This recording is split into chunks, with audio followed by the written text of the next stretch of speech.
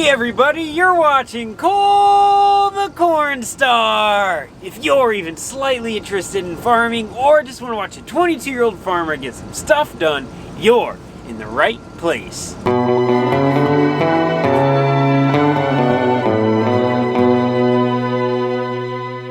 I can tell you one thing about a farmer. They don't worry about their boots and stuff. These are Cole the Cornstar's boots. I don't know if you can see them. Now that's a sign he's not a big spender. Hey guys, today is our first full day of combining corn. Right now I'm sitting in the combine. I'm letting the engine warm up. I just filled it with diesel fuel. I just checked the engine oil. We're ready to go. Dad's over there with Chuck. He's filling up the Freightliner. The red semi's full. My grandpa's just pulling in. He's gonna drive this semi. Dad's gonna drive the red one. We're gonna go down to the field we're harvesting at, check over the grain cart tractor, and we'll be ready to go.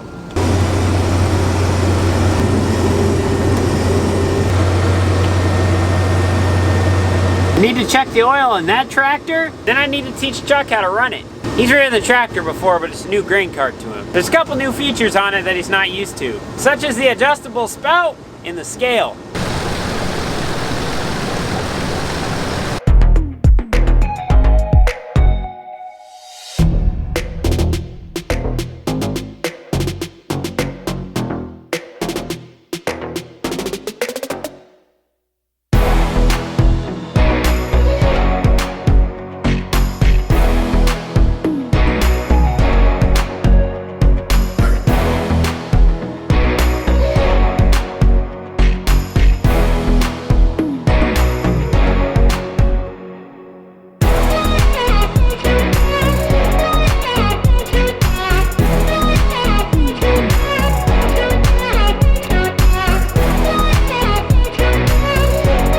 Combine's not unloading the fastest right now because in the tank here there's some slide gates that you can open to let more grain into the augers or less, and right now they're fairly closed, so that's why it's not coming out the fastest. On the cart we've been putting about 30,000 pounds worth of corn on each cart load, and then he does a dump on the front of the semi, dump on the back, and then the semi is good to go. The semi's legal weight limit is 80,000 pounds. During harvest they bump it up to 90,000, but since we have older trucks and stuff, we don't mind running them closer to 80,000. We might do some 83, 84,000 loads, but we don't push them super heavy. And also, that tractor right there isn't exactly the perfect size for this cart. If this was front wheel assist and had a little more weight in the front, it would be better. But when you have 45,000 pounds of corn on this cart, it starts to push the tractor around a little bit in the front end when you're starting to turn. So you have to use your brakes to turn. But other than that, it's got plenty of power. Right now we're going in all these little point road turnaround areas in the field, and it just takes a long time to get a load, it feels like. Once we get on the good long roads, we'll be able to start porking out some loads. We're on top of the combine. That's corn, we're full. Chuck's full. Semis! Semis, where you at? If you look out on this field here and you see a bunch of corn sticking up where I've already been, that is what you call volunteer corn. So last year this field was corn, and we kind of had some disease through this field, so we were losing some ears along the way and they fell down on the ground. So then when we ran the VT over them, the vertical tillage implement we pull, it basically planted that corn, and that's what grew. All that stuff was between the rows. It's not what you want. If we ran a strict 50-50 bean corn cycle, so beans one year, corn the next, and then, kept that going, we wouldn't really have that issue at all. But we ran corn on corn, and we have that issue. Not all of our fields are like that. Just last year, this field just had some ears falling off of it. It was just one of those years with the particular variety that we used. It didn't like something in the soil, or some sort of disease got a hold of it, and so that's what happens. And honestly, you'd think that would be a nice little yield boost in the field, being more plants, but it's really not, because they rob nutrients from the main plants that we planted. We planted a specific population, so when we start going above that, it basically robs nutrients. This corn's rocking right at about 21.5%. We're not getting the cleanest sample in here. We got some parts on order for the combine right now so that we can adjust a few settings. We're basically maxed out on our limits on a couple pulleys just because they're so wore out, so we'll get those on, and then we should have a really clean sample. We're not getting docked for any kind of dirty sample or anything, but it's just a little bit dirtier than what we would like it to be. Okay, now how do I get down?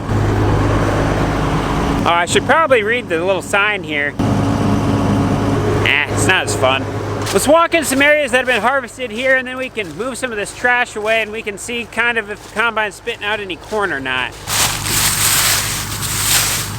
Aha, all our profits for the year right there. I don't care what kind of combine you have and how good your settings are and stuff, you're gonna get this every now and again. You just don't wanna see a lot. I think the way they kind of base your yield loss is by square footage. So if you find 5 kernels of corn in a square foot, that's equivalent to a bushel an acre. Don't quote me on that, but that's what I've always been told. So another thing I'm looking at is these. This is actually the ear of corn, so the corn sticks into these, and then when it goes through the combine, it gets knocked off this, and this gets spit out the back. Normally, I'd like these to be in whole chunks. Right now, they're broken in half. What that means is my concaves on the combine are set a little bit tight. We have them what seems like open really far this year, and they're still breaking these. I'm gonna mess with that setting a little bit, but I don't know how much further I want to open them. So we put the Calmer BT choppers on our corn head this year, if you guys remember us putting those on in the shop.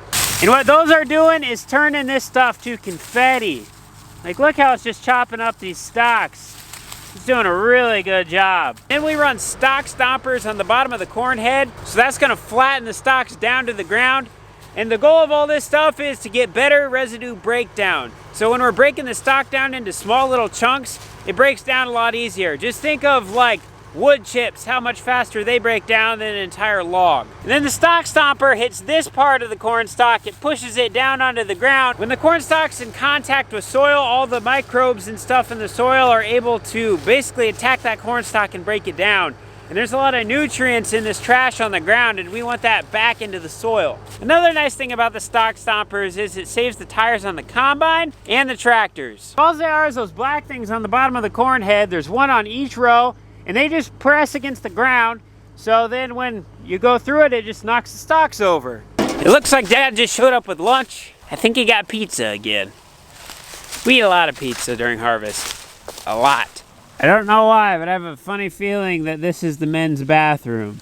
Just a hunch. Okay, just so everyone knows who I'm talking about, when I say Chuck, this is Chuck. He's been a family friend for a very long time. He's recently retired, but he said he would come out and help us. And this is my Grandpa John, and he comes out and runs truck for us. We've also known him for a very long time. And this is Daddy Cornstar. I'm new on the pictures, so I'm a little shy. Yeah, you gotta be careful around him.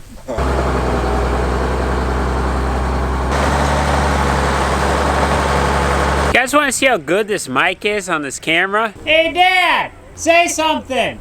Hey there guys, hello.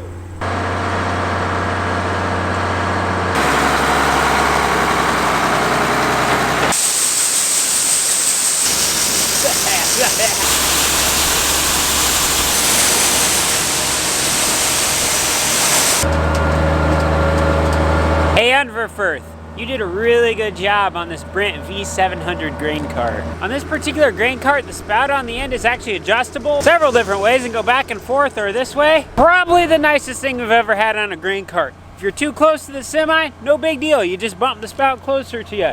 Too far away, no big deal. You just point the spout out a little bit. Works phenomenally. Hey, get back to work.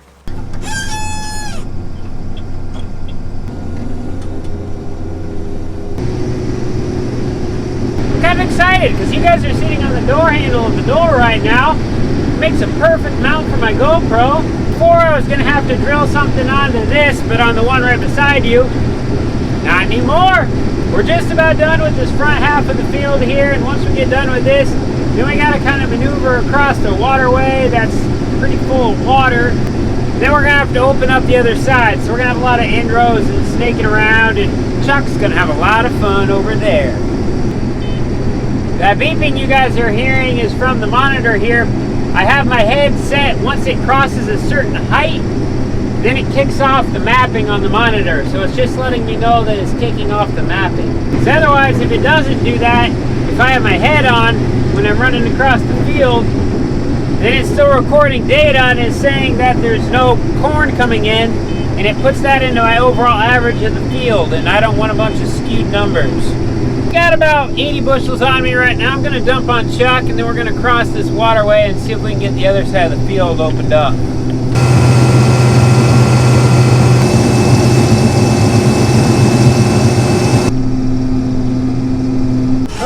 so I guess here goes nothing. I'm gonna find a place to stick you guys on the outside of the combine so you can witness this whole path we go through.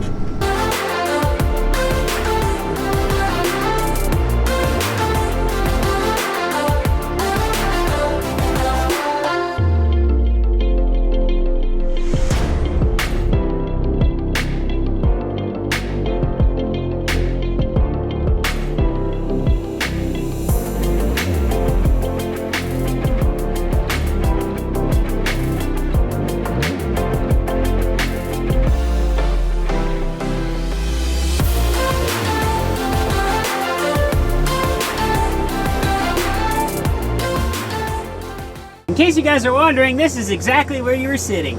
We gotta go all the way over there. This waterway has a couple pretty bad washouts throughout and it holds a lot of water. This waterway needs a lot of work. We've had a lot of issues with this over the years. I just said a lot in that sentence. But anyway, we're gonna head over there. There's about 80 acres on that side. Look how the field looks. Those Stalk stompers and those Calmer BT choppers are doing phenomenal. We want to be very careful because a spot like this looks all fine and dandy until I got right up to the edge and I can see ruts just over there that are full of water. One of these is how you get stuck, and that's not what we want. It's never fun getting stuck with the combine, ever, unless you're trying to.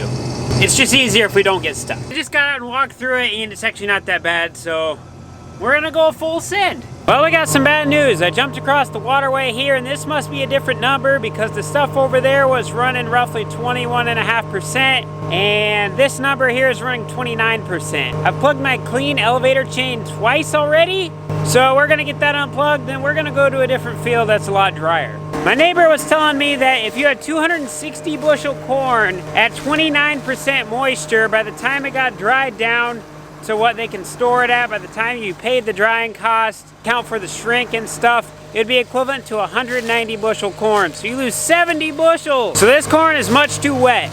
Now don't quote me on that. It might not be 70 bushels exactly, but it's a significant amount to dry it down from 29% down to 15.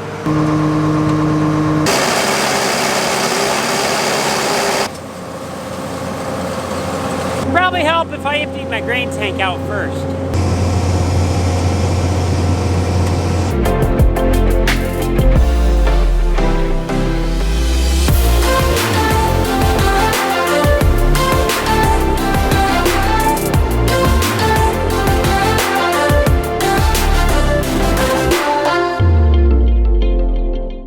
Well, it looks like it's raining now. Can't combine in the rain. Alrighty, I'm going to show you something. Today was a miserable day. We get started in corn and then we get rain and the rain chased us out, so we decided to bring all our equipment back home to the heated shop so we could I need to shave. But anyhow, we brought all the equipment home, going to check it over.